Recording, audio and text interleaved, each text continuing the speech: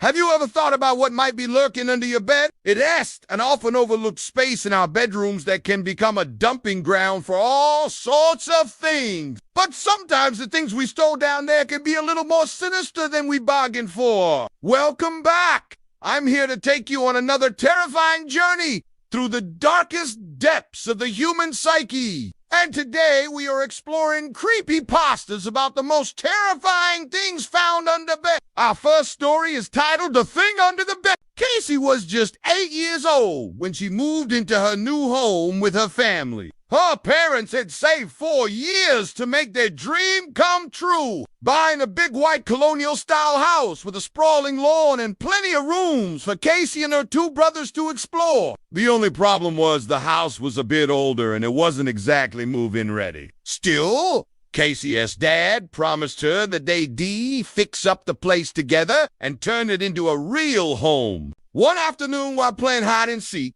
Casey found the perfect hiding spot beneath her bed. It was dark and dusty, but she loved the cozy enclosed space. That is until she heard a strange scratching noise coming from the other side of the bed frame. She tried to ignore it, telling herself it was probably just some animals, or maybe just the pipe. But then the scratching started again and something heavy started dragging itself closer and closer to where she was hiding. Casey screamed for her mom and ran out from under the bed.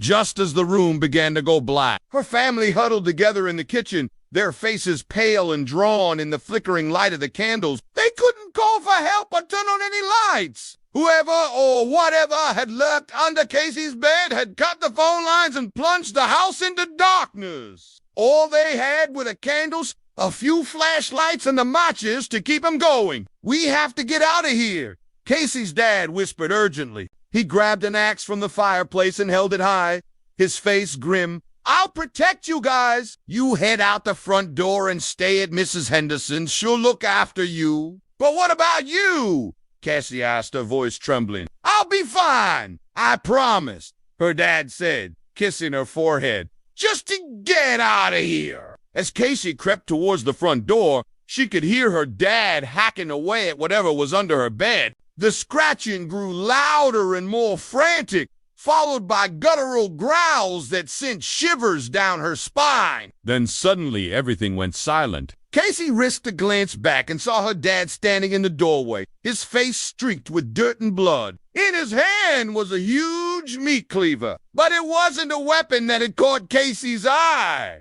It was what was attached to it. Her dad had hacked off the head of a dog, its fur matted and bloody. But that wasn't the worst part. As Casey stared in horror, the dog's eyes snapped open and it lunged at her. She screamed and stumbled back, knocking over a vase and sending shards of glass tinkling across the floor. Startled by the commotion, the dog dropped the head and slunk back into the shadows. Casey didn't hesitate. She fled into the night, not stopping until she reached Mrs. Henderson's house. Shaking and sobbing, she explained what had happened.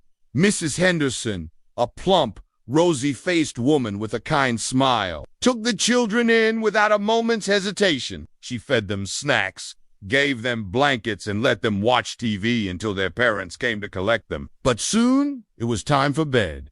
Mrs. Henderson tucked Casey in and kissed her goodnight. "Don't worry, dear," she said soothingly.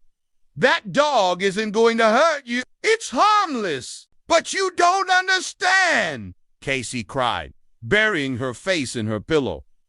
"It already tried to kill me." "Oh, honey," Mrs. Henderson said, her voice soft. "You had a nightmare, that's all." But Casey knew she wasn't dreaming. She could still feel the dog's hot, fetid breath on her neck and hear its claws clicking on the hardwood floor. But as the night wore on, she started to drift off to sleep. Maybe Mrs. Henderson was right, she thought. Maybe it had all been a bad dream. Then suddenly she heard a scratching sound. It was coming from underneath her bed. Our next story is titled My Uncle. I was visiting my uncle one weekend when I decided to go exploring in his attic. It was full of all sorts of junk, old furniture, boxes of clothes, and even a rusty trunk in the corner. I pried it open and found stacks of yellowed letters tied together with a faded ribbon. I sat down on an old trunk and started reading the letters aloud. My uncle poked his head in and smiled. "What are you doing up here, Riley?" he asked. "Don't you have anything better to do?" "I found this old trunk and I was just reading some of your letters," I replied. "They're really interesting." My uncle's smile faded and he stepped inside. "Please don't read my things," he said quietly. "I want to forget about them." "Okay," I said, feeling a sudden chill. "I'm sorry. I won't read your things anymore." I left the attic and went to my room. It was small and cluttered, just like the rest of the house. I threw my stuff on the floor and sat down on the edge of the bed, staring at the worn-out carpet. That's when I heard a scraping sound coming from underneath the bed. I looked around, but there was nothing there, so I just shrugged and went back to my phone. But then the scraping started again. This time it sounded like someone or something was trying to claw their way out. I crawled under the bed to investigate. At first I couldn't see anything, but then I spotted a pair of feet. They were bare and covered in dirt. I reached out and grabbed one of the ankles. It was bony and cold. And as I pulled, a skinny, emaciated man dragged himself out from under the bed. He looked up at me with wide, pleading eyes and rasped, "Help me!" His voice was hoarse and unfamiliar, like I hadn't heard it in years. "Who are you?"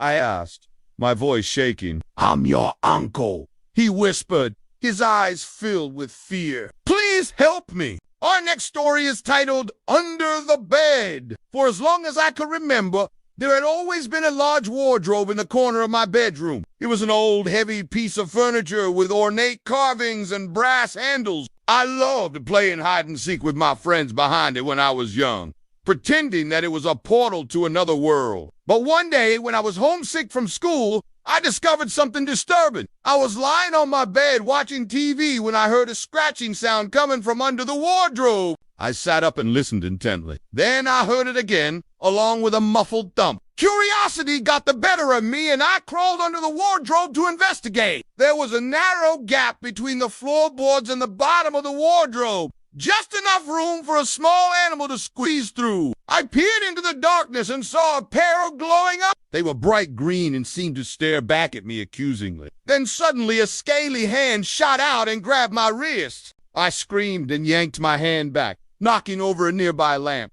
That creature hissed and retreated back into the darkness. Adrenaline surged through my veins as I scrambled away from the wardrobe, knocking over a chair and a bookshelf in my haste. I stood frozen in fear, my heart pounding in my chest. What had I unleashed? I never went back to check, but sometimes late at night I can still hear the scratching and thumping sounds coming from under the wardrobe. And sometimes when I wake up in the middle of the night, I can swear I hear a pair of glowing eyes staring back at me from the darkness. Thank you for joining me today. If you enjoyed this video, please leave a like and share with a friend. And if you haven't already, subscribe and join our growing community. Until next time, stay safe and watch your step, because you never know what might be lurking under your bed.